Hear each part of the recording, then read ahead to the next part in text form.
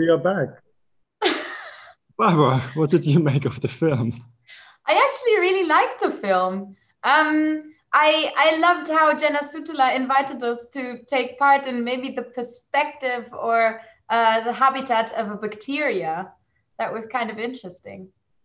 Yeah, and at the same time for like mixing, neural networks and bacteria, and also collaborating. I mean, the work is collaborative, come out of a collaboration or like advice by different scientific institutions, bioscientists and programmers were on that work, if I understand it correctly. So it looks also like the kind of way of working that we might be looking for here in building, kind of future prototypes. Yeah, I think it ties beautifully the end of the first section that we just had with this beautiful panel. It ties it really well to this next section, which is going to be about habitat. So I don't know if Moritz can hear us, but we're already in the habitat slide, so that's great, wonderful. So, now you're also in the habitat. Oh, nice, wonderful. So meaning the natural environment, we want to ask, where do we live? Who do we live with? What do we live from? And how do we build a common ground?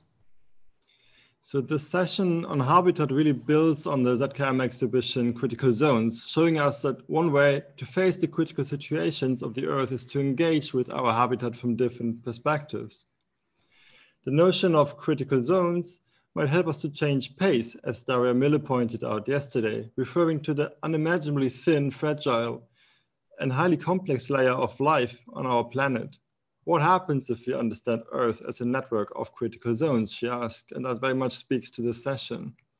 Right, and also keeping Jenna Sutula's Bacillus subtilis natto in mind, we will explore these questions together with a live panel discussion moderated by my dear ZKM colleague Sabine Faller, with Frédérique Aït-Touati, Guillaume Pitron, and Alexandre Monnin.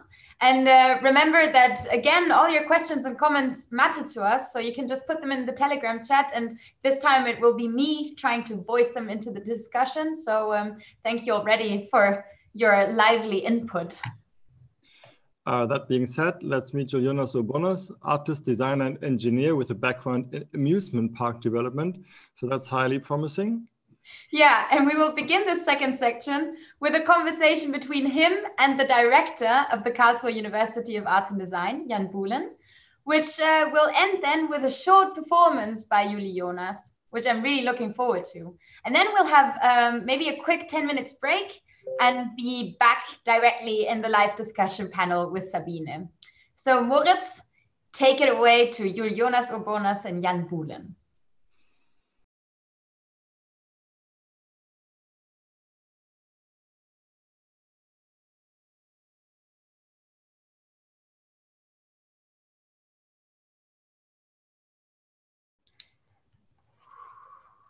So we are here together with Julijonas Urbonas. He is a Lithuanian artist, designer, and we are working together on Planet of People, an installation that will be presented in the Venice Architecture Biennial next year. What is Planet of People, Julijonas? Well, simply put, actually it could be defined as an artistic and scientific feasibility study of a planet made of human bodies, as well as a thought experiment, what it would be like to make a planet of human bodies. Why is at this moment it important to talk about Planet of People, and why this kind of installation? There is certainly a crisis of imagination, but how do you see your project itself, and what could it contribute to the discussions that are ongoing today? Well, it could be seen from quite a few perspectives. I would say I would mention aesthetic, political, and ethical perspectives that are quite important in this project. Aesthetically, it has something to do that you have already mentioned, this kind of a crisis of imagination. And it is not something that was specifically design for this particular crisis, but it has been my own practice that has been always aimed at pushing imagination to the extreme. And in this particular context, it's important to mention the term cosmic imagination. Imagination that is liberated from terrestrial bias. Also looking at ourselves from a perspective of an alien. And in the context of architectural biennale, I'm specifically interested in how can you change the perspective from human as the center of architecture, kind of Vitruvian architecture, to the perspective of habitat without humans, or humans without habitat. Something that could be seen as Vitruvian, kind of inverse engineering of Vitruvian architecture. Also, it has something to do with this current apocalyptical age, or eschatological age, that we've been imagining and thinking about all kinds of apocalyptical scenarios that are quite a few. You can see in all kinds of channels that we are rehearsing apocalypse in all possible ways. But when you think about survival plans, there are just very few. And within these very few, there is nothing but the escape. You know, Noah's Ark kind of ideas, colonizing our planets, setting up all kind of habitats elsewhere and so on. And within these scenarios, there is nothing just the replicas of human history or earthlings, habitat of earthlings, as though we have been too much earthlings. It's as though it's impossible to get rid of our earthly gravitational origins. Someone suggesting to get rid of this kind of terrestrial bias of thinking imagination and to imagine something completely different, radical different. So Planet of People is a thought experiment that would allow us to imagine something that is habitat without humans or humans without habitat.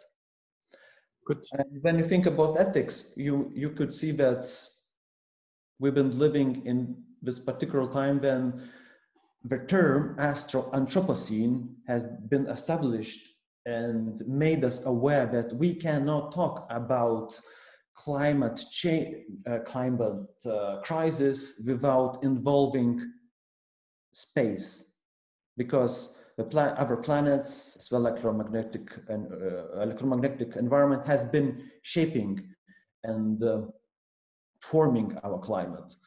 So how do we involve these topics as well as space trash into the conversations about our earthly habitat and so on and so on? So one way of looking at that is just getting rid of these grand stories of colonization, because we would trash other planets as we are trashing our planet, I think. So one way to be more responsible and think more sensitively about maybe I would say far future of human beings in space is to think about a planet made of ourselves, either metaphorically or literally.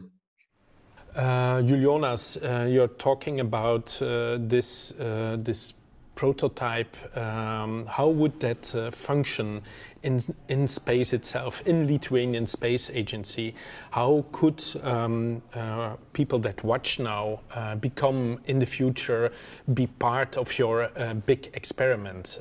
How could they build this extraterrestrial celestial body, and how could they be part of another planet itself? Okay, first and foremost, as you may have already noticed, it's quite a fictional project. Even though the scientific background is real, it probably would work, because we've been working. How it would work? You calculated it? So scientifically it would work. But you should know one thing, which is quite absurd. It would take around 1 trillion years to have such a biomass of human bodies in outer space with a current birth rate of our planet to make this planet. So we're so little, so tiny. So logistically, it's quite impossible. But it is quite real and feasible in terms of its being as a kind of quasi-real project. It's what I mean by that. It's scientifically, it's quite feasible in a way. On the other hand, it's quite not real because, again, of logistical issues. But what is also quite real, it is that you can put anybody in these kind of circumstances of floating in midair and imagine what it would be like to, for example, choose your own choreographical posture to monumentalize yourself for eternity. So we've been working of hybrid kind of means of communication and artistic research. So where people could be put in artistic kind of theatrical circumstances and would imagine extraterrestrially, imagine themselves being stripped of all the social, economical, political constructs that defines us as earthlings, as well as being stripped of gravitational kind of origins, and put yourself as a new being, as kind of, I would say, as a brick, as a biological brick for the extraterrestrial biological composition. Mm-hmm. One of the objects that is quite at the core of a narrative, it is a 3D scanner where you could scan yourself, and all of a bit like in the airports that you have, like whatever, at the airport. Whatever, it's up to you to decide. But what is important that you can see yourself in astrophysical simulation, and you can control with your choreographical posture what kind of planetary body could be built just by the way you involve yourself extraterrestrially, choreographically in there. So it's in a way, we are working on an empathetic link with yourself and alien yourself, the alien yourself. Mm-hmm. Mm-hmm. Yeah, on the other hand, we've been working on all kind of feasibility studies, quite diverse group of thinkers, practitioners working in space or with topics in there. They've been giving all kinds of calculations, some thorough opinions and essays, articles on this particular idea. So in a way, it's kind of quasi-artistic, quasi-scientific project that allows you to put yourself in this kind of potential reality where Lithuanian Space Agency builds its own, I would say Lithuanian Space Agency kind of, that would be the universe, Space Agency of Earth, where all human beings would be involved and they would be sent so Lagrangian points, by the way, where you would be Lithuanian Space Agency is maybe not about space, it's about Earth more than it's about space itself. Yeah. But it considers the question of how such small countries that don't have technical, scientific and other resources to catapult human bodies in outer space. But on the other hand, first of all, we have to notice that there is probably any country now that wouldn't have any space program.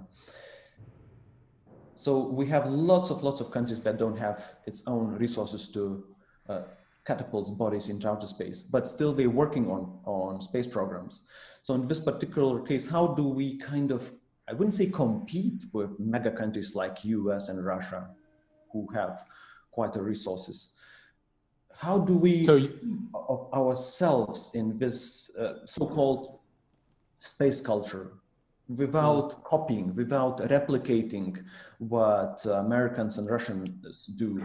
Because we look into the narratives that are circulating around, we are mostly generated by Russians and Americans that have lots of historical references, mostly colonialization and so on. So we as Lithuanians and other smaller countries, we forget that by replicating the ideas of colonizing other planets, we forget the mistakes of human history.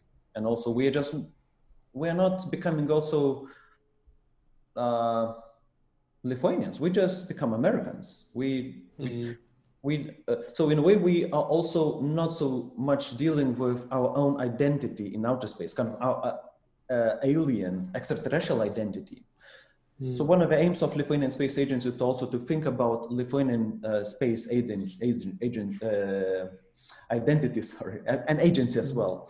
So what you are telling, or what you are trying to say with about this very important comment on identity politics of today is that you with your project are announcing a new space age itself. Is that correct, or am I too ambitious in the announcement of that? Yeah, you may say that the project taps into the questions of new kind of policies that govern space exploration and exploitation. But first of all, we have to be aware that we already live in so-called new space age, or space age 2, which has been defined by the establishment of astroeconomics, the term Astro-Anthropocene, as well as, probably it's my insight, increased interest from humanities and arts in the topics of space. So we've got the establishment of astro arts, for example, and astro humanities like astroanthropology, astropolitics, astroethics, and so on. So I kind of try to attune our social imagination, and particularly architectural imagination, to this new kind of space age, as well as to think about something that would go beyond this age of still age that is privatized and commercialized. So how it could be democratized in such a way that space would be open for everybody, and not only human beings, as well as non-human beings and non-living beings. So later in the festival, Julijonas, we will also see another experiment of you, an experiment that is also part of your larger research on gravity, and therefore is also part of the ideas around Planet of People. Can you elaborate a little bit on this experiment that you made? It is a specific kind of strategy that I've been developing for all my projects. It's almost like a meta project or backup project that is always within any project I do. It is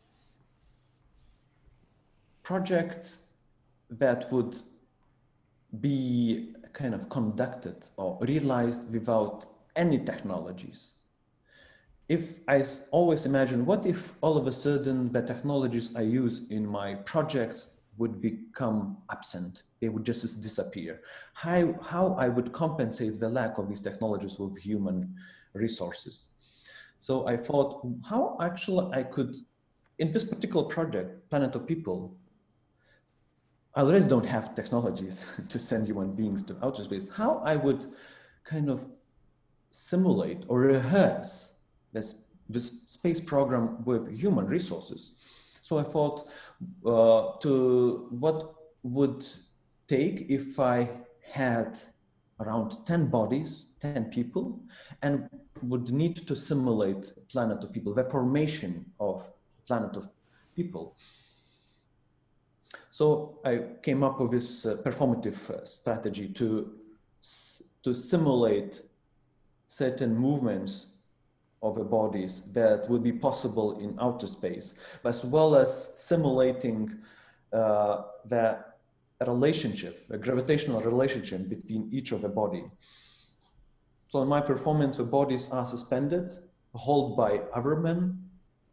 People are holding people, but those people who are holding, the holders, the supporters, they have to imagine themselves being as kind of weightlessness itself. It's super difficult, but after certain rehearsals, you can see that those people, usually strong men, they imagine what would happen if I move my hand this and that, what would happen if I all of a sudden become embryo. They have to, in real time, to respond to the specifics of weightlessness environment. So kind of human-based simulator of weightlessness, and specifically referring to the project, A Planet of People. So no technologies, then just human beings. Okay.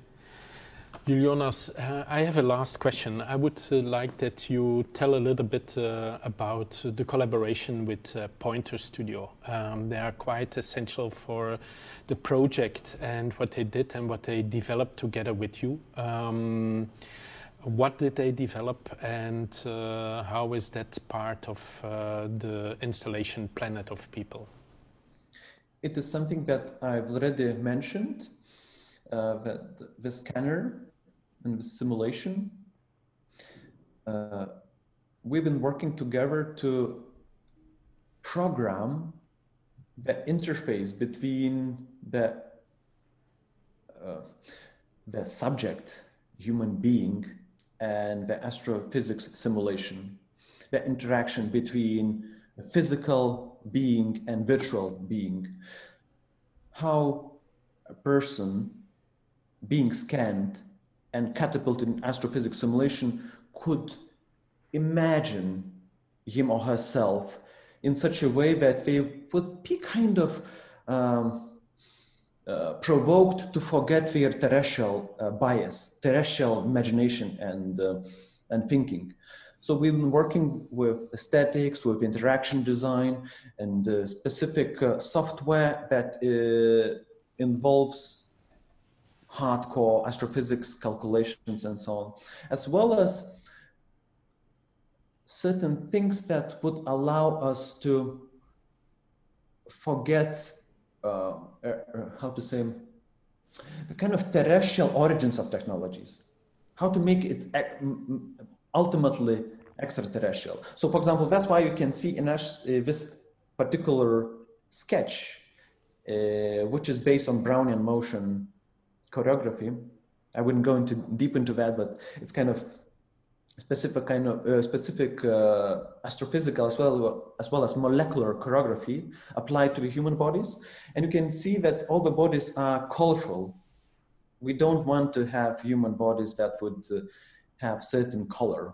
So we want to have a maximum diversity of human beings. But the only thing you can see it's that we also have lots of different kind of shapes of bodies, obese, amputees, little and big. So this is something that we've been discussing with Pointer Studio and making into hybrid narrative, interactive hybrid narrative. Good, thank you, Julijonas. We are looking forward to see more in Venice or here in the conference where your experiment is shown, one of the feasibility studies of the Lithuanian Space Agency on gravity. Thank you very much.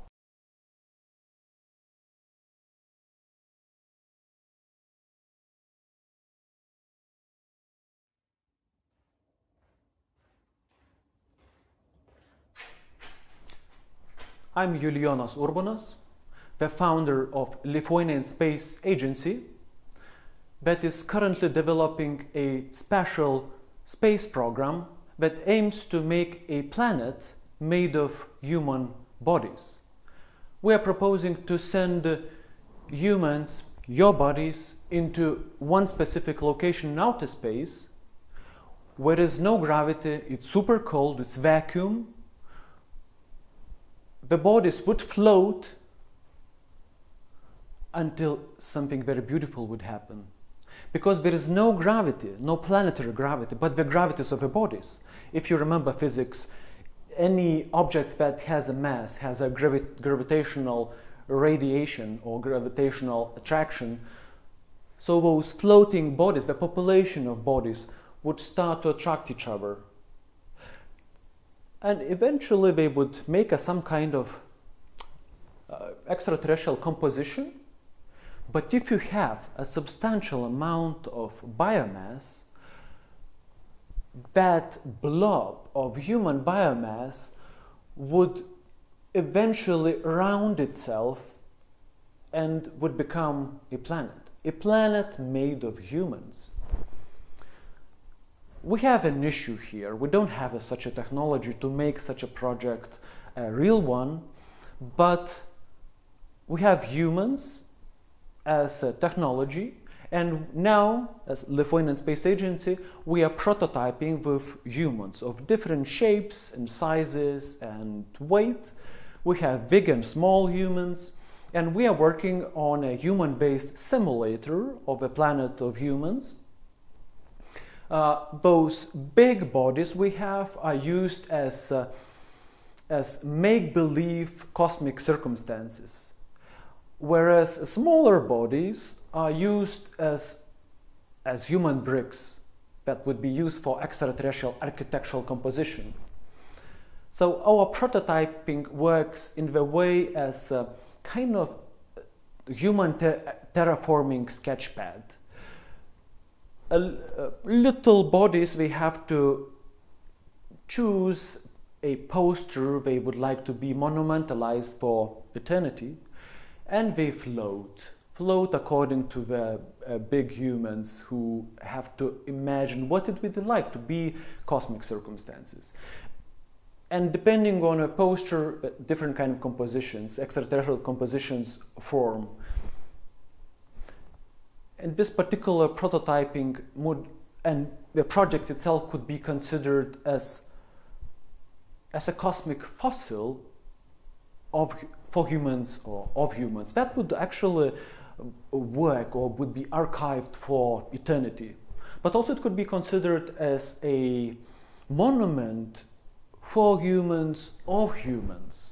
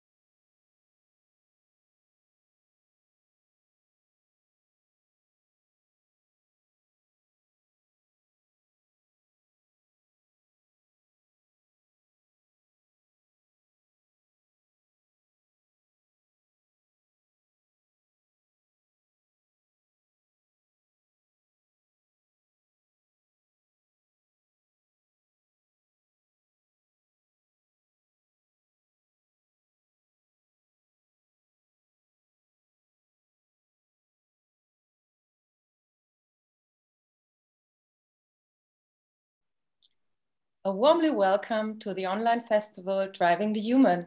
My name is Sabine Faller, and I am an artist and media educator at ZKM, and I will accompany you today through the section Habitat. To get closer to the concept of habitat, I give you a little insight into the idea of the political climate exhibition Critical Zones, a thought experiment, which is currently shown analog and virtual at the ZKM, and which is co-curated by the French philosopher Bruno Latour and his team. Through the exhibition, we try to raise awareness that we are living on a thin, fragile, and highly complex layer. Latour describes this as a critical zone. It is the habitat upon which all life on Earth depends. In the eyes of Latour, humanity should reconsider its previous and common images of the Earth and better rethink and look for a place to land down on Earth. In this talk, we will discuss this idea of landing, but also deal more deeply with the circumstances and conditions that are making our world to a territory we'd rather like to escape, or how we and our children can inhabit. The last version I personally prefer. So in this panel on my side, 3 exciting guests who I would like to introduce to you in a moment and with whom we will discuss in the upcoming hour about their different perspectives, positions, and ideas. Of course, we also want to get into touch with you. Ask your questions in the Telegram chat, and in between the last, let's say, 10 minutes of this talk, around 6:15, the discussion will be open for your questions and co-moderated by my colleague, Barbara Kjolbassa. And now I will introduce our guest shortly. Bonjour, ça va? I will start with you, Alexandre Monnin. You are a scientific director, a professor in the media field, and have worked intensively on strategies and designs for the Anthropocene. For the think tank of the SHIFT project, you co-wrote the report Towards Digital Sobriety about energy transition. What are, in your eyes, the urgencies of our time, and how should we react? Well, thank you very much. Thank you very much for the invitation. Yes, I think with the advent of the Industrial Revolution, England first, then Europe quickly shifted from what French author Benoît Devion calls a solar metabolic regime, where we're receiving energy from the sun, to a mining metabolic regime, extracting energy from underneath the critical zones, from places we do not inhabit. It's a reversal of the Copernican revolution. Instead of shifting from geocentrism to heliocentrism in terms of representation, Europeans did just the opposite as regards their modes of living. This is how we made the globe of globalization that Latour speaks of, tangible, a second nature that is also a ruin future-wise. And now we need proper knowledge, both practical and theoretical, to dismantle it, because we depend in the short run on what is threatening us in the longer run. Okay, thank you, Alexandre. Frédérique, we go on with you. Frédérique Aït-Touati, because your world is the theater. You're a theater director and a historian of literature and modern science. Your latest book, Terra Forma, describes the mapping of modern science and the world through science, and at the same time invites us to look at the world from different perspectives by making the undergrounds visible. What do you think prevents us in our time to follow this invitation that you have described in your book? Well, first of all, Sabine, thanks a lot for your invitation. And what prevents us, I guess it's a question of gaze, as Alexandre was saying. We are very much used to look at the world from above, from what I could call a fictional or a technical point of view, which is far away in the cosmos. And in fact, I have spent some years studying this historical making of the point of view of this gaze, which has created beautiful images that we all cherish, that we love, you know, the blue marble and this kind of images. But the problem is that this gaze, as Bruno Latour has mentioned many times, this gaze doesn't allow us to grasp the complexity or the urgency of our time, especially the intricate relationship between human, non-human, and technical artifacts. So if we indeed would like to try to land without crushing, as Latour says, and as he invites us to do in the beautiful exhibition I was lucky enough to see, actually, we need to renew our gaze. We need to change our point of view. We need to find new ways of representing the earth we live on, not from above, as in ancient photography, but from inside the critical zone. And this is such renewal of our images that I have tried to imagine with my colleagues, Alexandra and Axel, in the book you mentioned, Terra Forma, and maybe I'd like to share with you some of those images today. Thank you. Welcome. Thank you, Frédérique. And we go on with Guillaume Pitron. You are a journalist, author, and documentary filmmaker, and you deal with the dark sides of globalization, as in your book, The Rare Metal Wars. How do you assess the current situation? Is it a crash or a landing approach? Guillaume. Thanks, Sabine. Thank you very much for giving me the opportunity to speak. I think to answer your question, I'd like to pursue what has been said by Alexandre and Frédérique. We all share this common belief that the more we are going into a technological world, which sometimes actually brings us the approach or the understanding that we are able to live more dematerialized, to separate us from what makes the materiality of the world. In fact, the more we go into that technological direction, the more actually we have to dig into the ground for actually making this dematerialized digital world possible. We speak about the cloud all the time, the cloud in which you put your videos and pictures, and this looks like a place which doesn't exist, as if you were out of this world. But actually, to build the cloud, you have to dig even more deeply to make this cloud possible, because our world really much depends upon resources. And that's my area of study, to actually link our connected lives and to connect them for real to actually what's under the ground. And the critical zone is obviously, this thin layer that is 100 meters under our feet, in which we have for the last thousands of years and in the last centuries and more in the last decades. And this zone that we will even more exploit and more look into for extracting these resources that we are very much hugely depending on. And the more we look into the solar world as solar energy, as Alexandre said, actually, the more we'll have to dig into the ground to catch the power of the sun and to turn it into electricity. So this is this kind of paradox that I try to address. And I'm sure we are going to have further exchange on that. Thank you. Perfect. Thanks for your short introduction and your statements. And now we will open up the round of questions.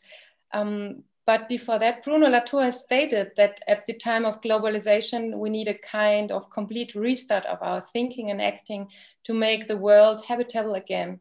And therefore, all these contemporary metaphors have become important: sustainable, durable, breathable, and livable. And with this thought in my mind, I'd like to start with you, Frédérique. As a historian, you look, and let me be a little bit dramatic, at the ruins of our former civilizations. And yeah, actually now we are in the middle of a new crisis. The lockdown has shown us how vulnerable humanity is. Frédérique, with your knowledge of the past, what is our story so far, and where are we going to land if we are going on like this? Well, historians can't say much about the future, I'm afraid, but it's true that we can try to find patterns or things to help us. And actually, as I said, I've been very interested in a major cosmological shift in history, the one that has been named the scientific revolution. And in many ways, it reminds us, it can help us maybe to understand what's going on to us, especially on this question of ruins.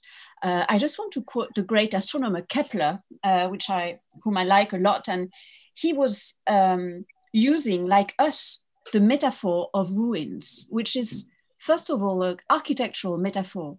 And he described at the beginning of his great book, Astronomia Nova, a cosmos in ruins.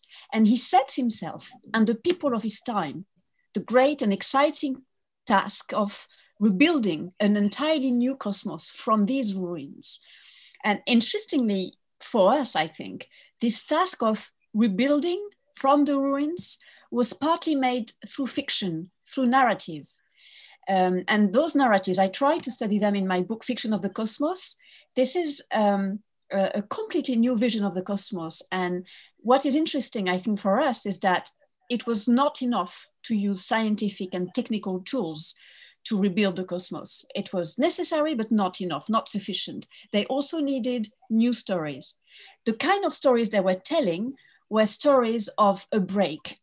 And what I find interesting in the people I read, like Bruno Latour, but also Anna Tsing, but also Baptiste Morisot, or, Descola, all those people, the kind of stories they use today, the kind of stories we need, are stories about, trying to be careful. That stories about precaution, about attention. There are stories about, okay, what to do with the ruins precisely. Can we make them into habitable spaces, which is what annexing is doing, for instance. So I just want to share with you, and that will be the last 2 minutes of this little answer. I just want to share with you a few images from that book, Terra Forma, that basically, can you see it? So, which really tries to show how to represent this critical zone. So for instance, this first image is exactly what Guillaume was saying about how did we dig into the critical zone little by little. Mm-hmm. And what we discover then is a very, very strange thing. How can we change our gaze so that this critical zone is visible? So of course, it's not only about new stories, it's also about new images. And there's another little map I would like to share with you. It's about ruins. Now that we have ruins, how can we make them habitable again? And this is what this last map of the book called Memories tries to do, is to transfer a negative sign, which is a ruin, like, a nuclear plant, or kind of waste. How do you transfer waste into something habitable? So it's this kind of strange compass that we build together. So just to share with you a few glimpses at Terra Forma, but to me, it's an interesting fact that we should mix new narratives and new images in order to try to land, so to speak. We need maps to try to land. Mm-hmm. Thank you. Okay, thank you for this insight in Terra Forma. Maybe we stay talking about imagination of the future. Guillaume, you as an author, is it easier to imagine the end of the world than to create new narratives and positive stories for a living? What do you think? I think it's somehow easier for many people to imagine the end of the world. I think so.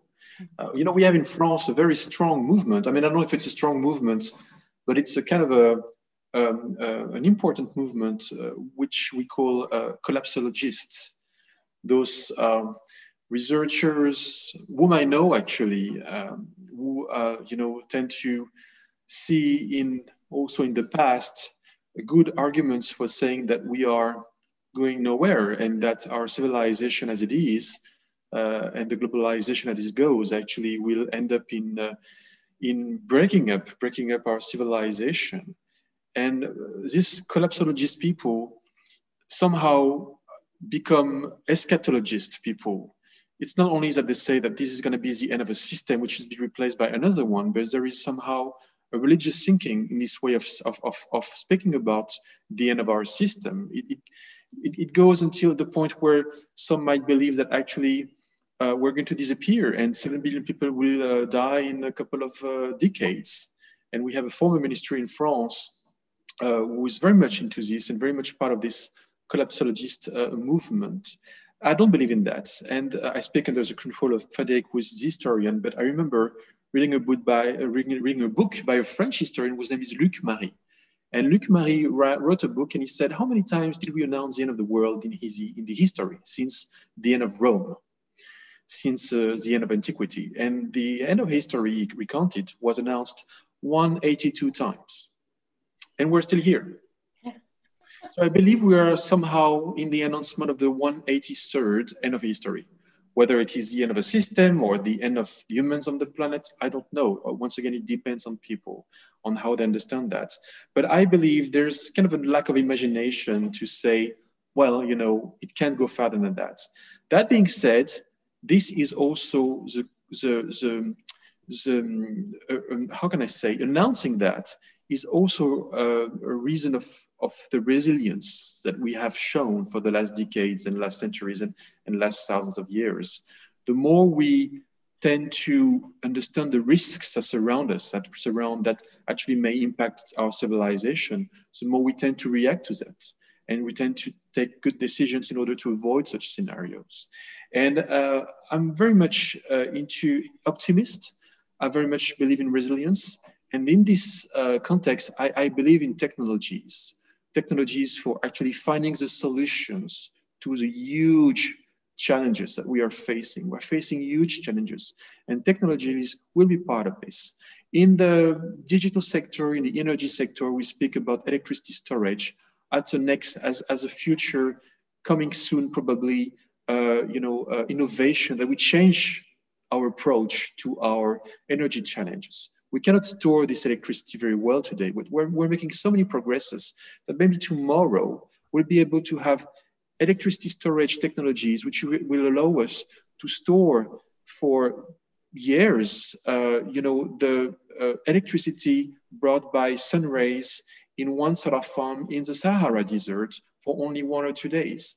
And that might change completely, our challenges we are facing in terms of how do we address our electricity and energy needs without impacting too much environment. And I want to believe in this. On the other hand, having imagination means thinking that these kind of technologies will not save us and will not make everything easy in the future. And maybe there is a bit of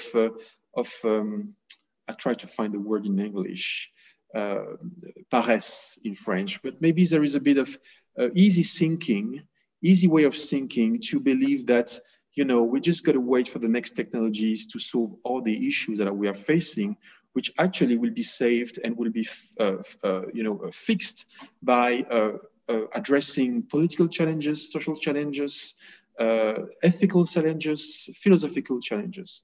And I just want to finish with that one example. I love to work on circular economy for our future in order to, use less resources in the future. That's one of the big challenges we face. And circular economy is about recycling techniques. It's about eco-conception, eco-design techniques. It's about technologies for actually, reusing, the materials as many times as we can. And when we start to go into that direction, we realize that it's about bringing companies together, people to speak to each other together, to find supply versus demand, to make them coincide each other. And at some point, it's nothing about technology. It's all about reorganizing a new way of living together. And that's a real proof that the future cannot only be relying on technologies and that it's all about humans. Mm-hmm. Guillaume, at this moment, I'd like to ask Alexandre, because you are our technology expert in this panel. Do we really need a life-saving utopia in technology or not? And how would it be designed in your eyes? Well, thank you very much for this question. It's really good because I think we will have lots of disagreements, which is always good in a panel when not everyone is okay, to share the same opinion. So I'm really happy about that. If I may answer your question by following up on what has been said earlier, I think that will be a nice way of doing it. Regarding ruins, I think it's interesting to have maybe another understanding of ruins that the one we generally have, which is very picturesque or picturesque, romantic ruins, even Nazi ruins. The Nazi has a theory of ruins, which was very well known. They want to leave ruins after them. That was kind of their project. It was a really crazy project. But anyway, it was very central. But there's another understanding of ruins. It's the understanding of Walter Benjamin, who said that the real ruin is the bourgeois city. And the bourgeois city was actually up and running, it was developing and all that. And I think we have to understand that the real ruin is not the decaying ruin. Of course, there are ruins and those we identify, but the real ruin is what in our current system is currently working, but really soon will no longer work that well and is not adapted for the conditions of the Anthropocene. So things we take for granted, supply chain, where we get our food from, where we get our energy from, all those systems. We take them for granted, but actually they're ruins. And this is the threatening aspect of things. The very foundations of this second nature we do inhabit are really frail. This is something that a crisis like the coronavirus crisis is showing as well. If we stop everything, how do people survive? Where do we get our food from? And questions like that, and problems of energy that we are going to have in France during the winter, especially this year. So it's a taste of what is coming. So I think it's interesting to understand the ruin behind what a colleague of mine calls the cliche, the ruin in what seems to be functioning, what seems to be, an example of modernity, an example of well-functioning technology. Thereupon lies the true ruin, which is, of course, even more difficult to understand and to decipher. And regarding religion and the role of technology, it's interesting. I have been studying myself the collapsologist movement in France. I was actually one of the publishers with Cyprien Tasset and Laurent Salah of a special issue of Multitude, the journal, precisely on the collapse movement. It was said by Guillaume that it's some sort of religious movement. Of course, you can ascribe to people who believe that this might be the end of the world, a kind of eschatological belief. But what I found out was that rather these were people who were dealing with these topics without any religious anchoring, which might be a problem as well. Without the means to understand, deconstruct those religious concepts, myths, and because they were cut from this tradition, that created more problems than it solved. But I do believe that the idea that technology will save us is as religious as this idea of the end of the world. It's the belief in progress. It's the belief that technology has all the answers. And for reasons I will probably describe later, I believe that that is not the case, which is also something very difficult to understand, because we have been projecting this future full of technologies, and now maybe we have to renounce it. Now maybe this future is asynchronous with regards to our current situation. That is very difficult, because we have trained people to understand that they have been entering a digital revolution or something like that. And if you say this is going to be an aborted revolution, well, it's kind of a betrayal. Everything had to change according to this revolution. And now it's not the case, because the Anthropocene is more encompassing as a change than the digital revolution. That's difficult and unacceptable somehow. So we have to deal with this situation. And last point, maybe just, and I will be able to say a few words about that later, about narratives. It's true that narratives are very strong in lots of thinking. Frédérique have been mentioning, and that's seeing Baptiste Moiseau and others. It's also very strong in the collapsology movement. A lot of people are talking about narratives, are trying to build new narratives and things like that. But we have to be wary that the one strong narrative today, and this is something we see in the collapse movement, which is kind of sundering the collapse movement to halves, is the QAnon narratives. That's a very strong narrative nowadays, which is pure conspiracy theory and things like that. But there is a dark aspect of narratives and narrations. And I think right now we're dealing with these aspects. So we should be much more wary, I think, of narratives, because those people that will impose their narratives are not the researchers we like, but rather crazy conspiracy theorists. So we were talking a lot about ruins, Alexandre. So what do you all think is the learning out of this? How can we create, or what is necessary for making a new modern world to be possible? To concentrate not on these dark sides you have said. You want me to? It's Who wants to jump in? Alexandre, if you like, go on. Yeah, yes. I think one of the problems we have is directly related to the issue at stake of habitability.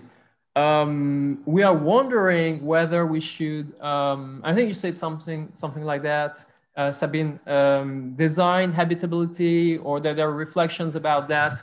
But I think precisely the problem is that we have been designing habitability, and then we inherit the situation we're in because of that. We have, and that was somehow part of the progress, of the real progress we made in terms of our conditions on Earth, which was really harsh before. We have been designing, and as a French theoretician of design has been saying, improving the habitability of Earth. That's Alain Finelli. And actually he defines design as being an effort to improve the habitability on Earth. But this is precisely what we have been doing throughout technology, our economic growth, our sustained but not sustainable economic growth, this shift from a heliocentric regime to a geocentric extractivist regime. And that is, of course, part of the problem. So how can we decenter from this perspective of designing habitability to understand how we may find a place on Earth with other beings that also design, actually are the true designers of the habitability of Earth. I mean, plants are doing much more than humans with this regards, and other beings in the sea and elsewhere. So how can we find a place and leave a place for other people? So also going again,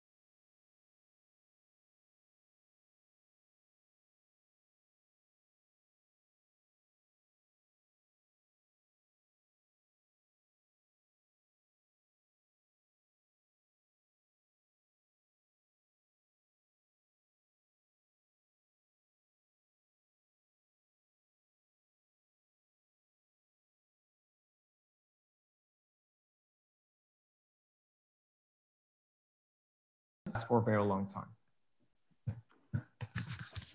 Frédérique, maybe you want to jump in. We were talking about reconnection with all kinds of livings, and I think you have a good insight what this could mean, especially maybe for a new concept for the future.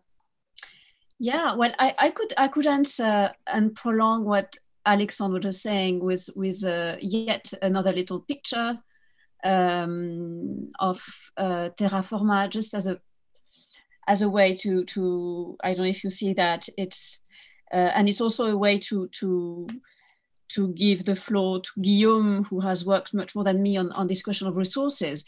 But just to try to answer the question of habitability, I mean, I was very struck by what Alexandre just said, this strange double inheritance that we need to do from the past and from the future that will not happen. I really like the way you phrased that.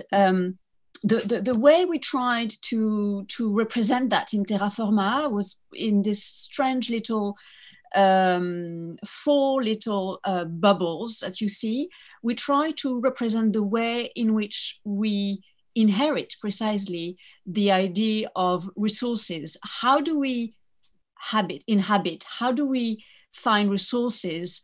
How have we found resources up to now? Well, we did that by making some kind of biome, ventouses, kind of bubbles in which you just take everything from a place. So what you see on this strange little map is a forest, a mine, a chemical valley near Lyon, and the fourth one is it's a plant. So basically you have 4 typical ways of extracting resources, which mean that you just take everything to the ground and completely until it's basically a dead land, which can't be inhabited anymore. And the reason why we have worked a lot on that is that because Alexandra and Axel, my 2 colleagues on Terraformai, they are young architects, and most of the projects they have been asked to work on in the last 10 years are projects to re-inhabit industrial, technological, ruined territories, basically. So they have been very much obsessed by that, and they wanted to represent this typical process of extractivism. So of course, I'm not an economist, and I have no idea of how to get rid of that. But it was important for us to represent in a certain way this crazy way of using land until it's dead, basically. And I pass you the floor, Guillaume, because that's your topic. Talking about resources now, Guillaume. Sure, I'm very impressed by what Frédérique has shown us. I had never seen this representation of what we extract from the ground and what we do to the earth. Usually is we're not used to see that, because in our countries, maybe Germany can be an exception because it's still a very much industrialized country. The part of the industry in your growth, in your economy is twice as big as it is in our country in France. I think in Germany it's 25% of the GDP of Germany, but it's like 12% in France. So, our industries are away from cities, and we have no mines anymore. We used to, but we just close them because we just don't want to have the dirt, out of these mines. And usually we send these extraction activities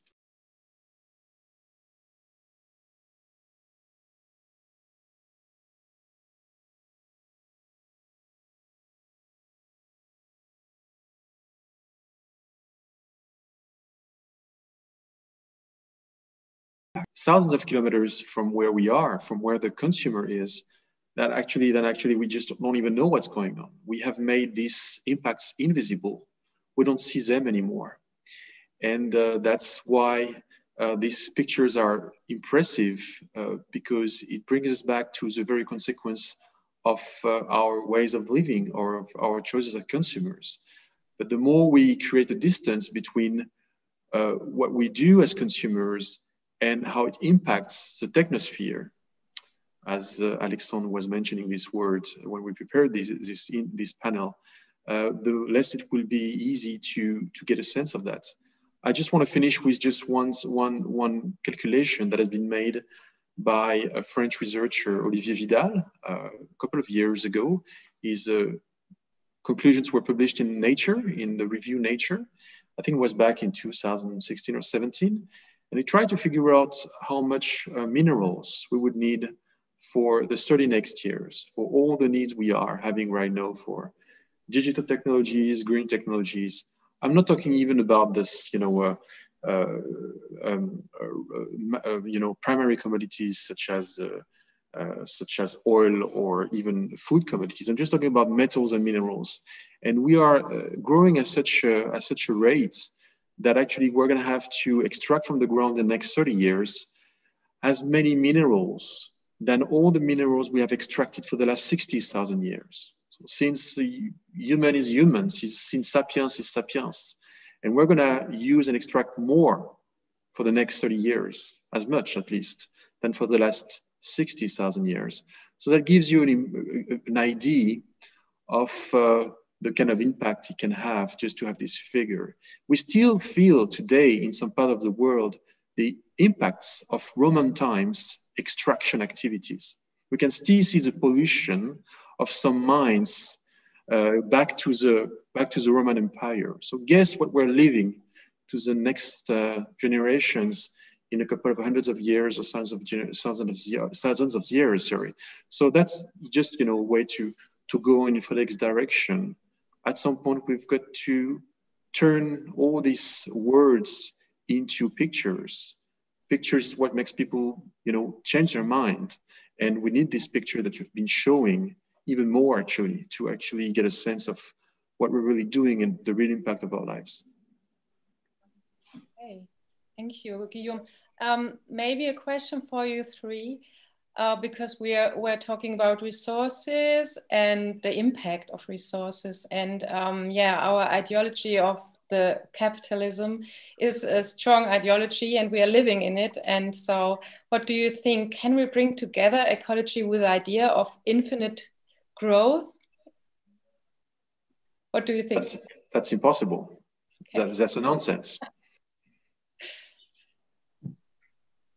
I fully agree with that. There's a distinction that I like by a French physicist called José Allois, and he speaks of living technologies against zombie technologies, and he explains that living technologies were basically built on renewables, but not with the problems we have right now, because of course, as Guillaume has showed us in his books, renewables right now need some ore to be built, and of course resources are not renewables. But in the past, at least, living technologies used renewables mainly, and they were parts of geochemical cycles, and so they did not exist for too long as waste, for example.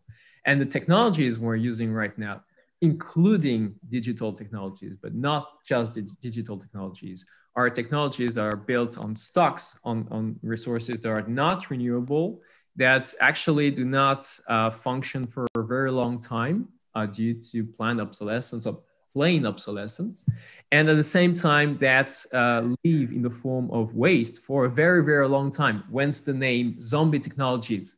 They cannot die, they just stay in the ground, they just build up as a geological strata. And whether we find them useful, whether we can diminish their, carbon footprints, whether we can make them more efficient, whatever, they will remain zombie technologies because it's an essential part of what they are. We cannot make them something else. So we are producing these zombie technologies, and we cannot expect to have some sort of way out of that that will be good, that will, solve all our problems. Frédérique, you are still there, and when we were preparing this panel, you talk about that we are at the moment in the middle of a rock concert. I really like that metaphor. Do you think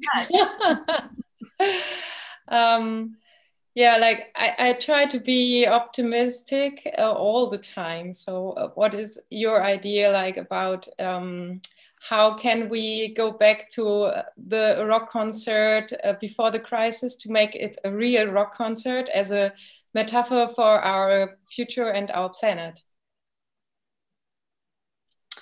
Yes, I remember my metaphor. I think I was saying that because of the lockdown at the moment, there is this strange energy that we can't actually, use. We want to change things, and we are all completely alone in our in our flats and trying to discuss and exchange ideas beautifully, like today. But this really feels like being in a rock concert and just sitting with masks.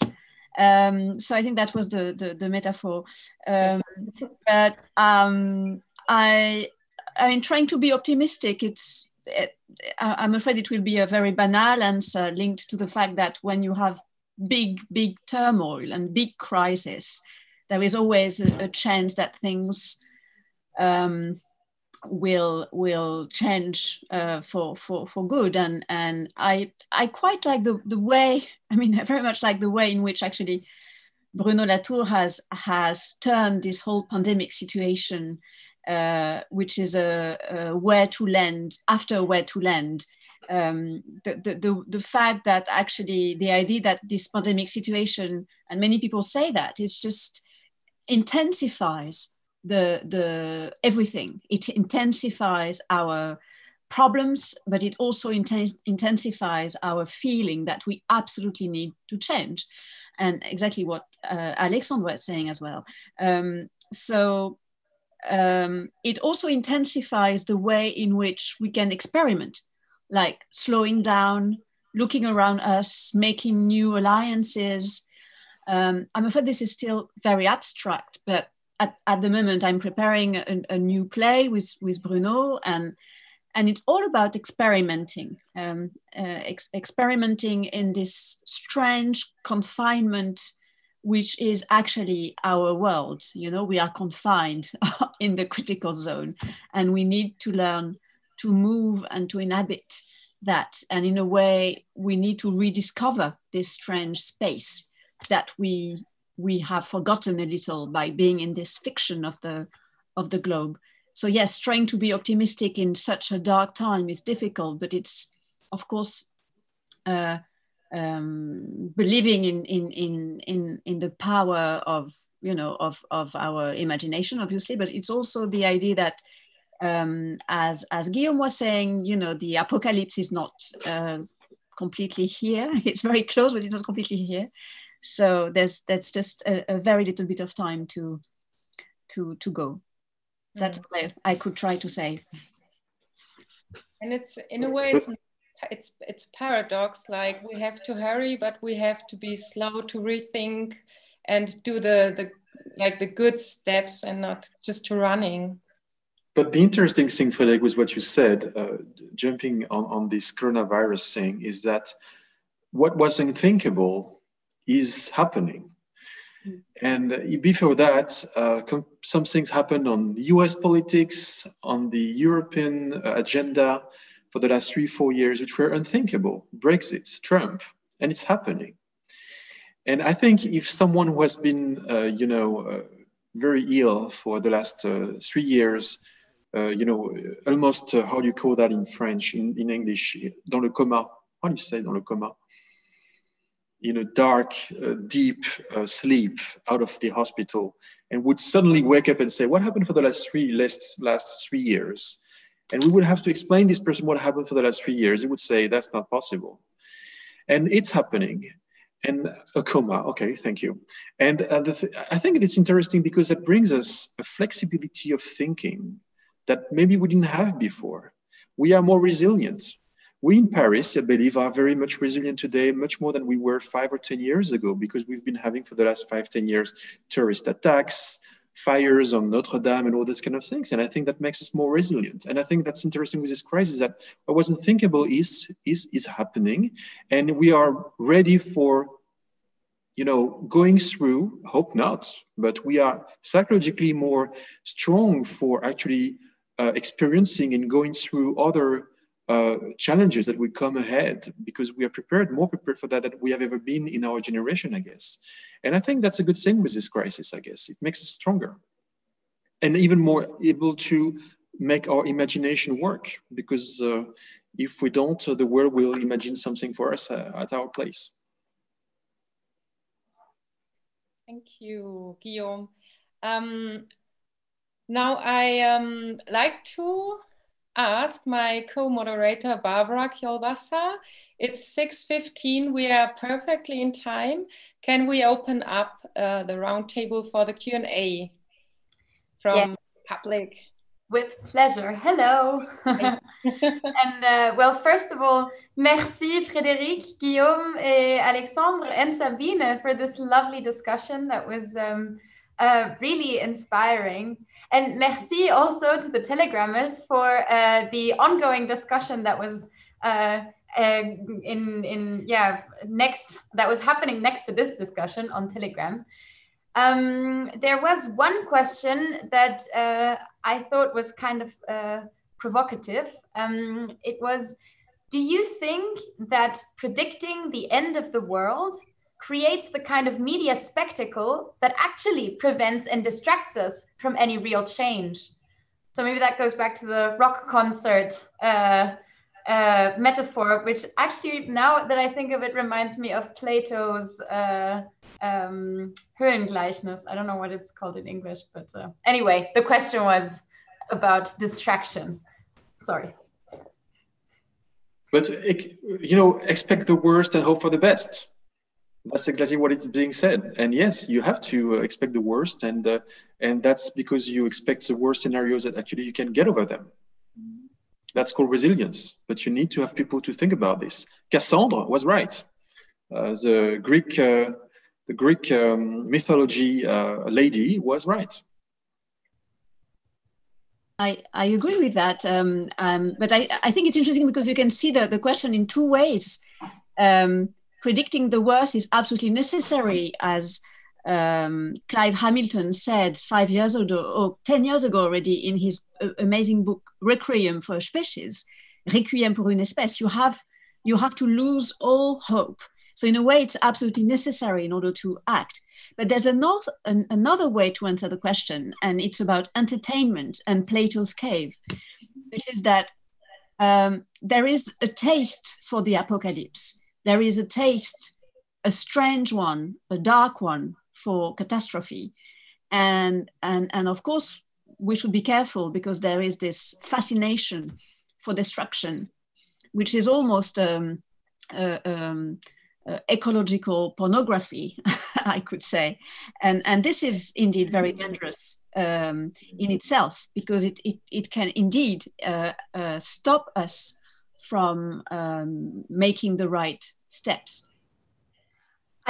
Sorry, Alexandre, because I wanted to point this out into your direction, because there was another question on the Telegram chat. They were very concerned with conspiracy theories. And I think that links very well to what you just said, Frédérique. So the question, there was a whole discussion on Telegram about conspiracy theories. How to deal with them? And I wanted to point that into your direction, Alexandre. Sorry. No problem. I can answer with a follow-up of what has been just said, because it's intimately linked. I think the question of the spectacle, the Borgian spectacle, and about the end of the world is a legitimate question. But at the same time, we should understand that, going back to the collapsologist movements in France, which I will not defend on all accounts. That's not my issue. That's not my problem. But what was notable, what was interesting, is that actually it brought a lot of people who were not accustomed to these questions, not from the ecological movements or eco-socialist movements or whatever. People we generally like in those settings that we are right now. It brought people who were, separated from those arenas. People who were engineers, people who were CEOs, and other kind of people who, because it was a very technical discourse. You can say it's religious, but at the same time it was very, very technical. Pushing forwards discourses, scientific discourses, scientific state of the art. It brought audiences which were not, as I said again, accustomed to dealing with those issues. They became concerned by these issues, and of course they don't share the same reactions we would expect from people who have another political background. But at the same time, I think that's part of staying with the trouble. These people who are concerned by this problem are not like we would like them to be, nice eco-socialist people, but we have to deal with that. And I guess that's the same with the, how would I say, with the conspiracy theory. Those discourses happen, and I see researchers that I would not have expected to fall for these discourses, completely falling for these discourses. I see people in the collapse movement falling for these discourses. So it fractures society along lines we were not accustomed to, which is of course very interesting, and also requires that we understand why we were weakened enough to fall for these conspiracy theories. This is where I will maybe take a different stance from Guillaume, meaning that we can say that what happens to us makes us stronger in a kind of Nietzschean sense, you know, what doesn't kill you makes you stronger. I think it's not always the case. What doesn't kill you often makes you weaker. And currently the crisis, there are a lot of people who are weakened from a mental health perspective, social perspective, with regards to the living conditions. And so we have to deal with that. Of course, resilience is a concept that is trying to, you know, have us benefit from the issues that we are facing, encountering. But I think it's a very contested notion, this notion of resilience. I don't want to discuss it right now, but I think we could have an entire discussion on that topic. I like the idea of ecological photography. That's a very interesting one, because the end of the world could be a beautiful end of the world. The atomic bomb is kind of striking and somehow beautiful. And seeing these huge fires, mega fires in Australia or Brazil or California is somehow beautiful. And as journalists, I do video, I do documentaries, and you want to show what is striking for the people's interests, and what is striking is impressive images. And that is a really big question. I just finished a documentary which is being aired on Arte, even in Germany, and we filmed with a drone places completely destroyed by rare metals exploitation. And that was freaking beautiful. And that was a question with my co-documentary maker to say, how can we show something which is obviously horrible, but at the same time beautiful, which is very aesthetic? Isn't there a moral issue here, an ethical issue to be questioned? What do I do as a journalist, you know, showing something that shouldn't happen, but which actually could even be painted or photographed and somehow aesthetically beautiful? How do you convince the people that it should not happen if at the same time they want to see more of that? Yeah, thank you. Alexandre, you want to the picturesque ruins that we were talking about previously. I think there is a whole danger of having too picturesque, aestheticized ruins. There can be another understanding of ruins as well. All right. I mean, there were some more questions on Telegram, and also a comment that I think is very important to voice out is that obviously here in our panel, we are a very one-sided part of the world trying to talk about the entire world. So that's something that of course has to be voiced in this space. And I would like to invite you to afterwards go into the Telegram talk and try to find the other questions that unfortunately we couldn't bring up right now, because yeah, we are at the end of the panel. And Sabine, I would like to give the word to you to wrap it up. Thank you, Barbara. So yeah, not only time is running, time is running, yes, but for our planet too. And so I think my personal key take today, after this exciting insight into your thoughts, experiences, and wishes for our living space, is that changes of perspectives are necessary to design new imaginations. And with Alexandre's word, we have to deal with all kinds of species. I was doing that note as well. Yeah, I'm sure festivals like this give us the power to go on with our mission, to stay connected and act together. And yeah, maybe it's in our hands to land in a good future. I hope so. And not only for our grandchildren, we have to act for the many more life forms in this planet and on this planet. So Now I wish you an exciting evening with a lot of more great discussion and artistic performances to come. I know it was a quick start into the topic, and feel free, Barbara was telling you to go on with your questions in the Telegram chat. The discussion will go on there. We will be there as well. And now goodbye from the panel Habitat. Yes, and goodbye also from me. We are now going to go on into a wonderful venture, with a field trip to the swamps, actually, meeting Gediminas and Nomeda Urbonas for a lecture on their swamp observatory. And I really love their work. So Peter, you can take us to them now. Thank you very much, and goodbye from this panel. Thank you.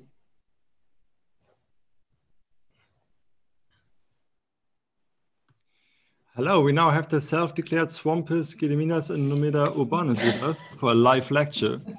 Welcome, it's really great we had a couple of minutes together before. It's really great to meet you, and thanks for joining us for this session, because much of your recent work is indeed about habitat, and not just about any habitat, but about wetlands and bogs. As artists and educators, you have set up the ongoing School of Swamps, and this year, your book Swamps in the New Imagination is coming out. Is it actually already out? No, not yet. Not yet. It's very slow, like a swamp. Nice one. Well, I certainly will buy it because, I'm really intrigued by your work, even more after our chat. And as a half Scot, I actually really feel at home in bogs and moors. So just before we start, I have two small announcements. First, if you have questions for them, please share them on Telegram, and we'll try to hear one or two in the end of the session. And secondly, Nomeda, you said it's impossible to contain a swamp in 15 minutes. So I already informed the team that we will be a little bit over time, because I think we should hear what you have to share. And with that, I would like to hand over to you and the Swamp Observatory. Thank you. Yes, Moritz, please.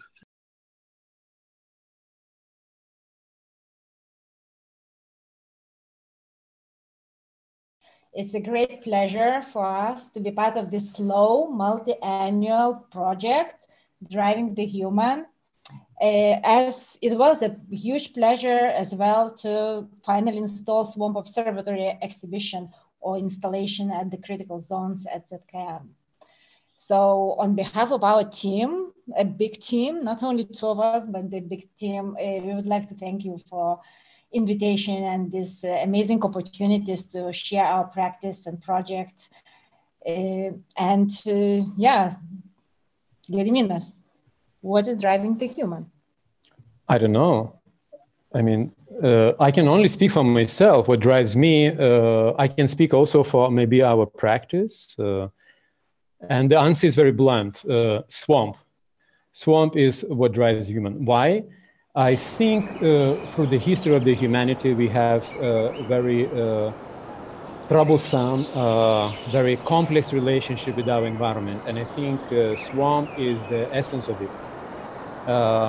Human settlements were expanding on the coast of the territories of the swamp. We violated all the boundaries with animals, with water, with the ecotones, swamps are the ecotones, they are transitory ecosystems. And what is happening that swamps coming back. They're coming back in the form of the repressed, and we yet don't know how to deal with that. So, of course, through the history, we've been extracting, humans, moderns, extracting the peat moss that is absolutely fantastic material, and as it is a result of the 1,000 years of the compression of the plants, the spores, it registers all the climatic conditions and all the exchanges. Basically, we could say that it is a frozen coral reef, frozen, kind of like marmalade. It is registers all the exchanges, holobiontic exchanges, but also it compresses the memories of exploitation, of resilience, of disobedience. As you know from the histories of the Maroons who found their escape in the swamps. Swamps were not only the malign places as the Great Dismal Swamp, but also they were places for the escape, for hope, for human imagination. It was also inspiration for many artists like William Blake or Gustavo Doré or many other artists who, and also cinematographers who try to negotiate this uncanny relationship with the swamp as the place of escape, place where where something that is not allowed can happen, the riparian place, place that cannot be submitted to regulation, to the regimes of governmentality. You know, swamps are always escaping from those regimes. They cannot be contained by the national territories. They're always also places for the fairy tales, for prejudice, also places where we can find eco-fiction, as in Ursula Le Guin's writing, or also like in Swamp Thing, you know, that is also looking for some feminine, some powers, almost like, you know, we could say like an earth womb, as well for. And again, sorry for this anthropomization of the natural environment.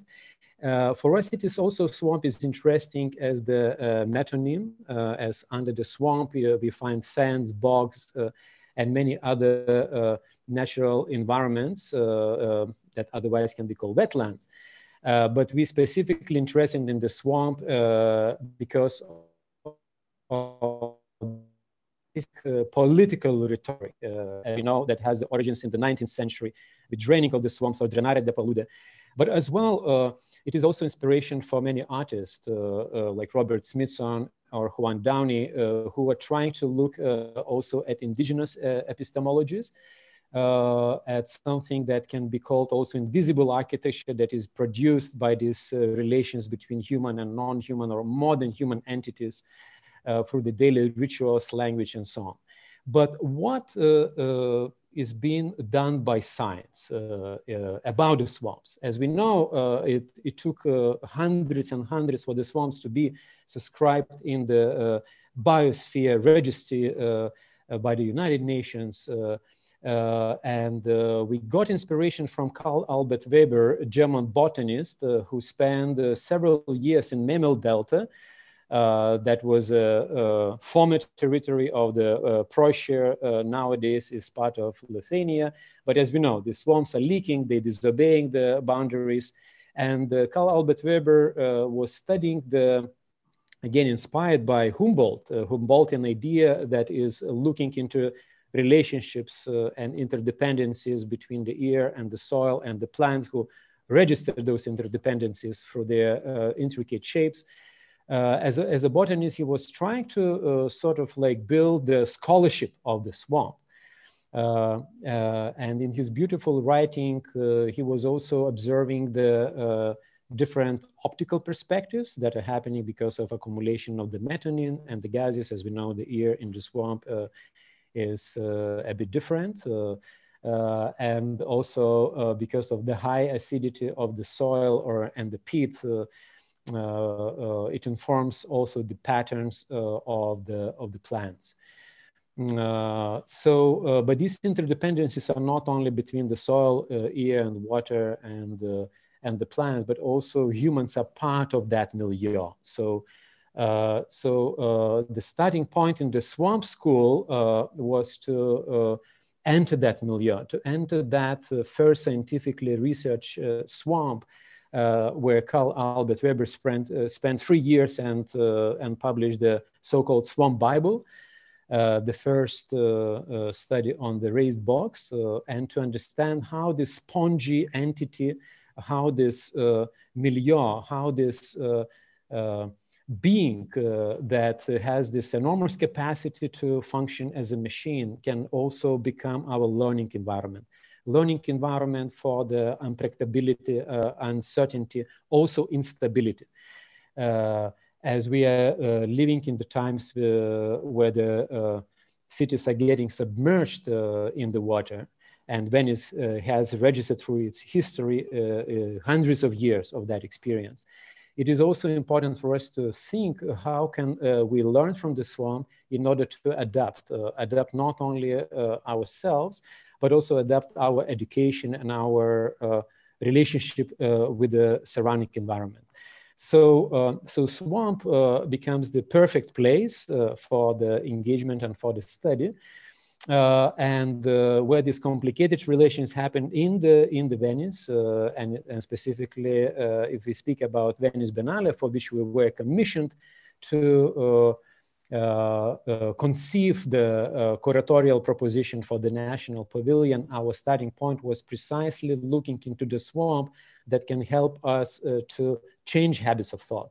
Why should we think of the national in the times of the total war, of the total crisis? It is irrelevant. So we started to articulate a swamp pavilion that leaks through the national boundaries, that acquires the clandestine character, that acquires also the idea of the embodiments, where the pavilion can itself can be dispersed, can be spread, can also use the whole Venice as a classroom, the whole lagoon as a classroom. The inspiration for this comes from the swamp, but also comes from the cybernetics. Stafford Beer, who was designing the cyber scene, this supercomputer for the Chilean government, he was studying the pond. Okay, it's not precisely the swamp, but as we're using the swamp as a metonymy for many of these ecosystems. So we can also say that Stafford Beer was inspired by the swamp as a brain. You know, he suggested to plug the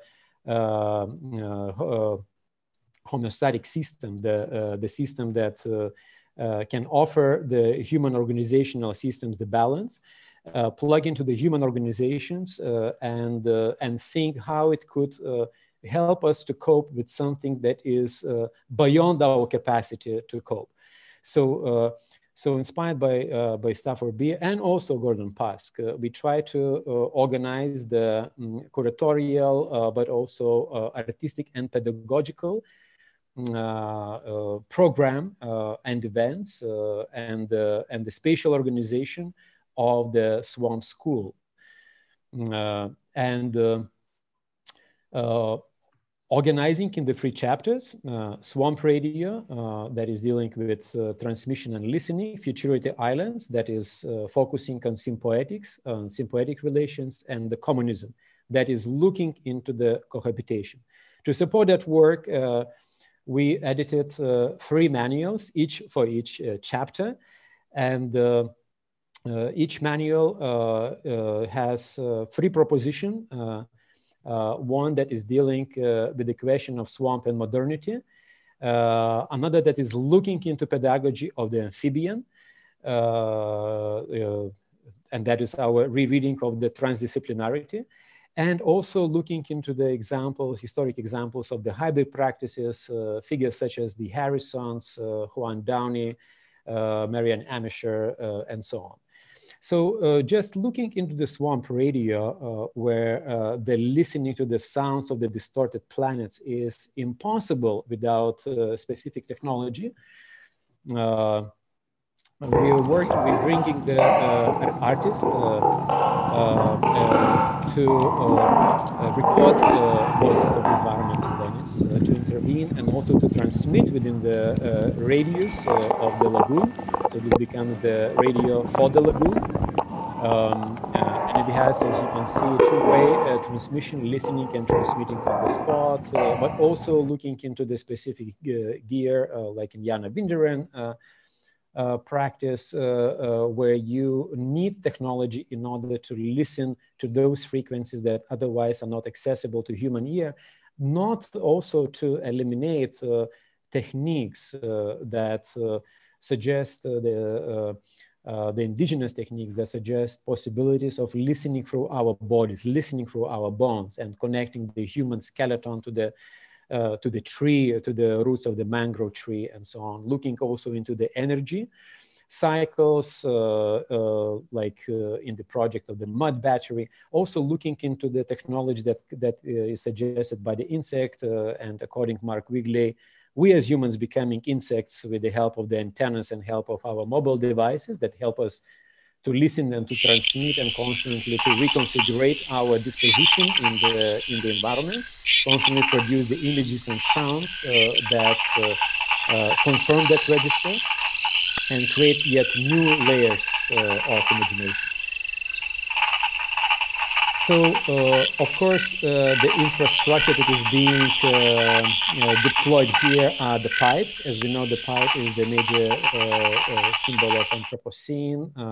So we are hacking, we are bringing this back from the swamps by saying, don't drain the swamp, we're bringing it back to the cultural poetic domain. We're trying to expand the idea of the infrastructure, hacking it from the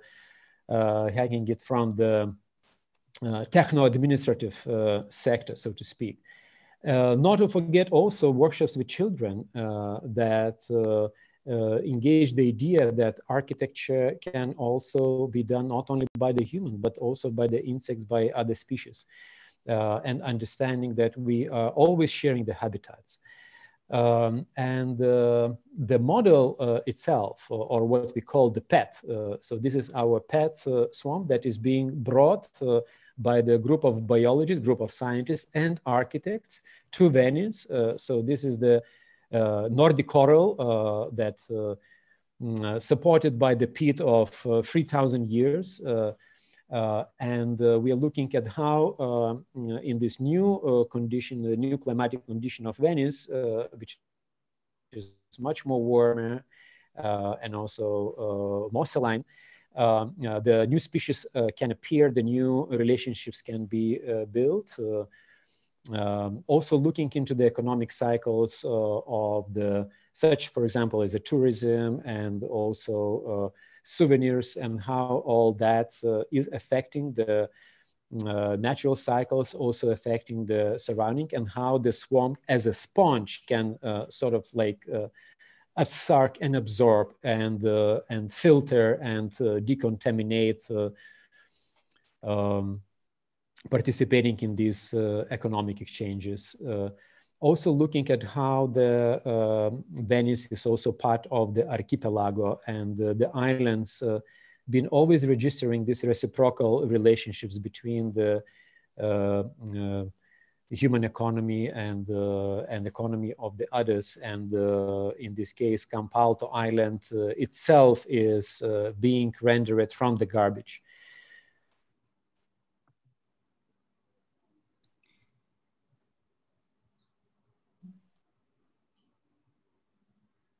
And as we're talking about human, non-human, and modern human, I think it is also very important to bring into attention the voices of those that are being pushed at the sides of the society, as in this case, the Assemblea Sociale per la Casa, the community of people, of the homeless people of Venice that are really suffering because of the Airbnb, and at the same time looking into how the local ecosystem, namely the Phragmites and other plants that can be found in the Barenas, in the lagoon of Venice, can actually be used for the restoration, for the and also bring the vernacular techniques instead of like bringing some building technologies that are produced by using chemistry. As well, looking at the foraging and also our relationship between our body and how for the fermentation and through cooking, we could also make healthy relationship.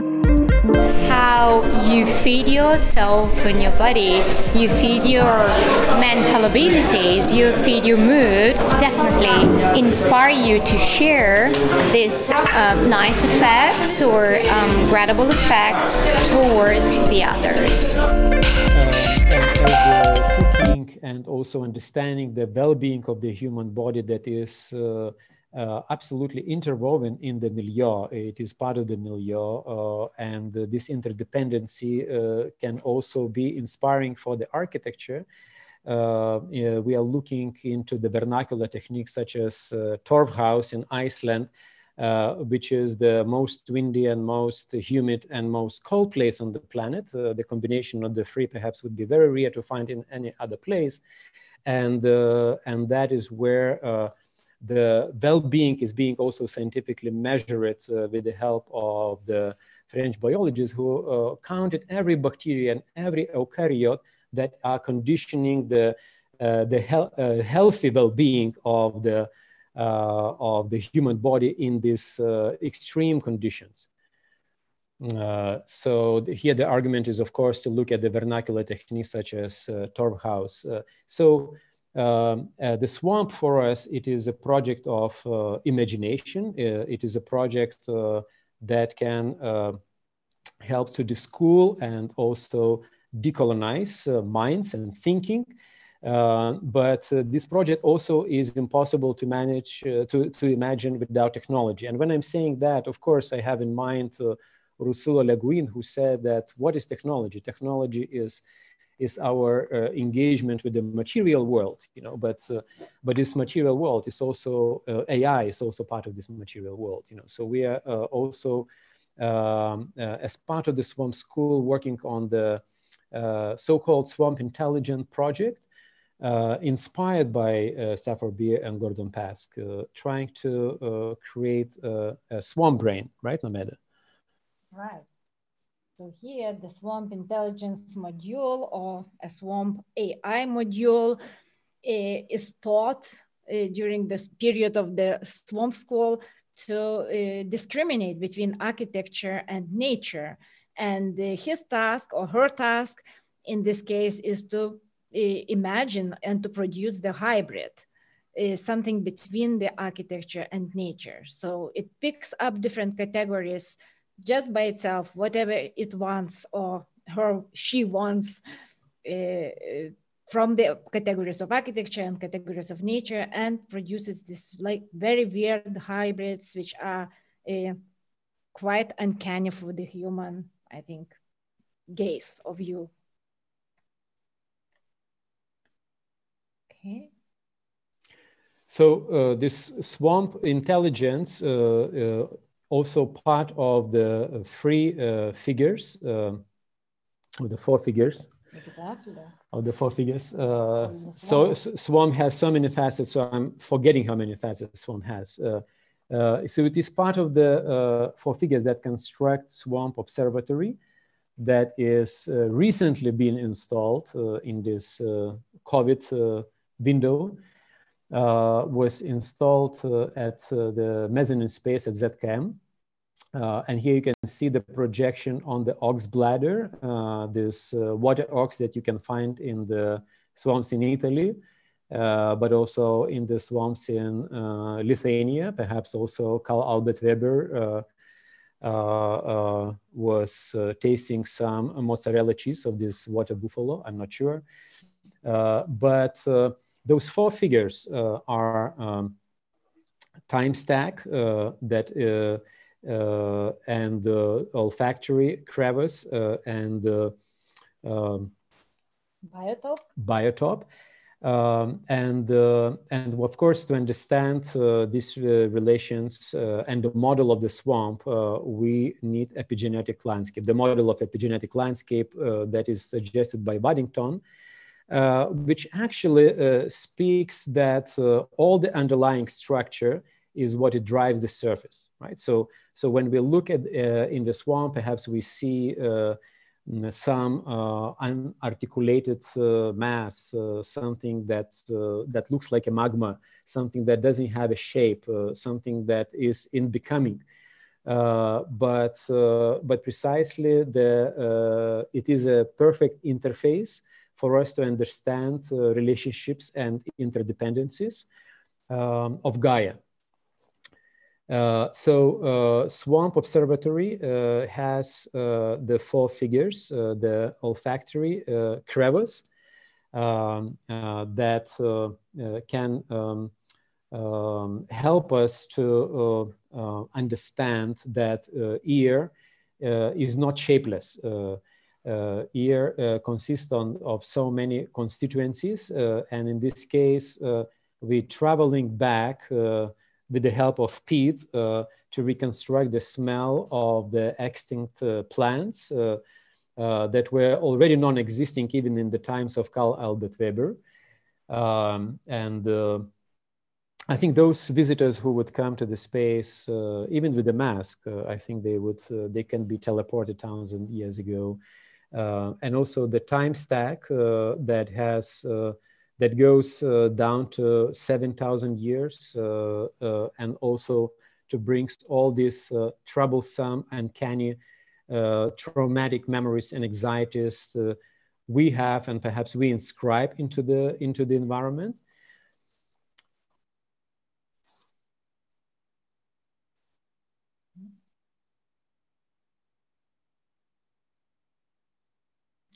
And also the biotope.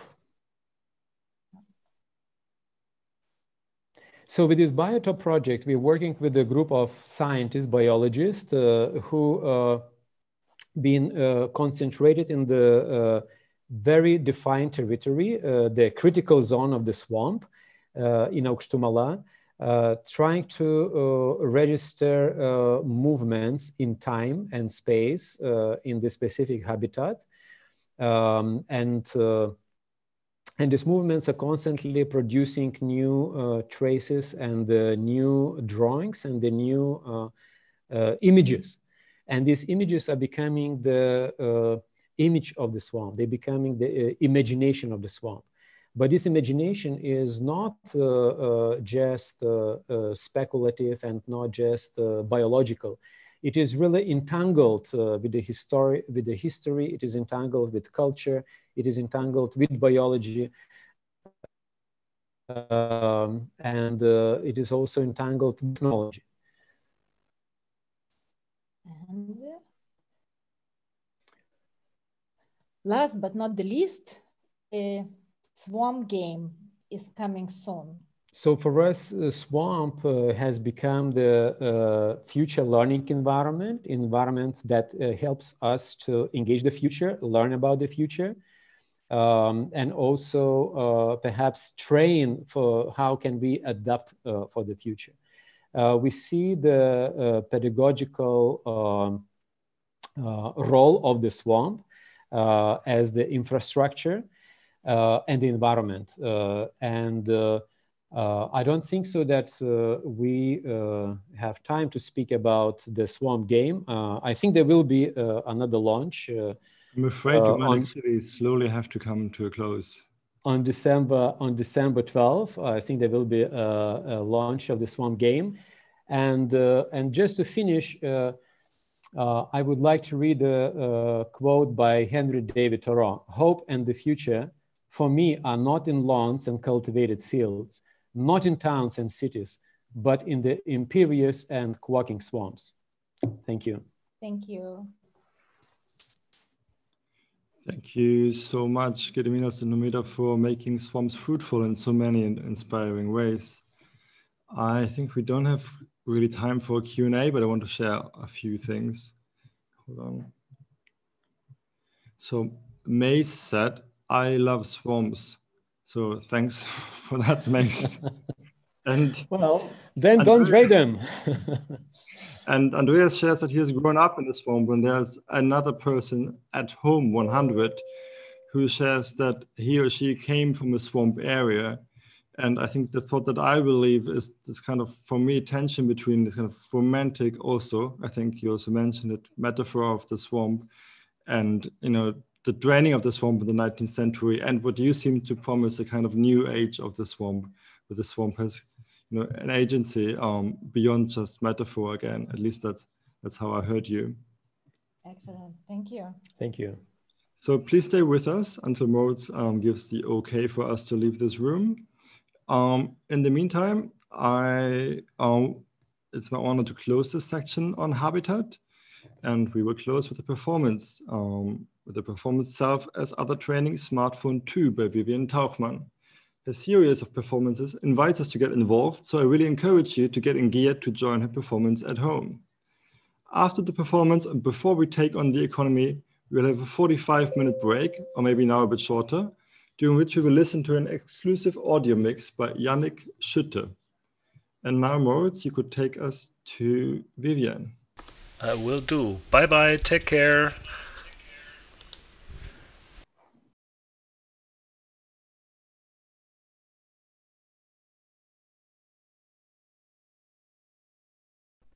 Wherever you are at the moment, I would like to ask you to sit down, preferably on a chair.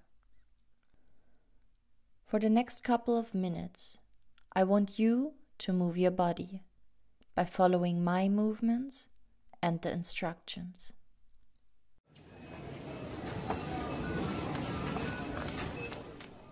Sit down. Move hands to the front. Grasp. Move hands back. Move hands to the side. Grasp. Move hands back. Stretch thumbs out. While moving one hand slightly forward and one hand slightly backwards. Press. Reverse one hand slightly forwards and one hand slightly backwards. Press. Grasp using your fingertips. Move hands to the front. Grasp. Move hands back. Move hands to the side. Grasp. Move hands back. Stretch thumbs out. While moving one hand slightly forward and one hand slightly backwards. Press. Reverse one hand slightly forwards and one hand slightly backwards. Press. Grasp using your fingertips. Move hands to the front. Repeat continuously.